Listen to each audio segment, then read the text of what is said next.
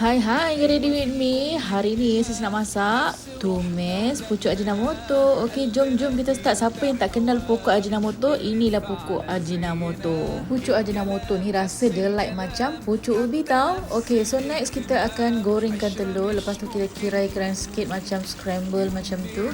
Okey, next kita blenderkan bawang merah, bawang putih, cili padi dan juga udang geragam. Okey, next kita rebuskan sekejap untuk pucuk daun Ajinomoto ni sebab kita tak nak terlampau keras masa kita nak masak nanti. Okey, next lepas tu kita kena potong-potongkan.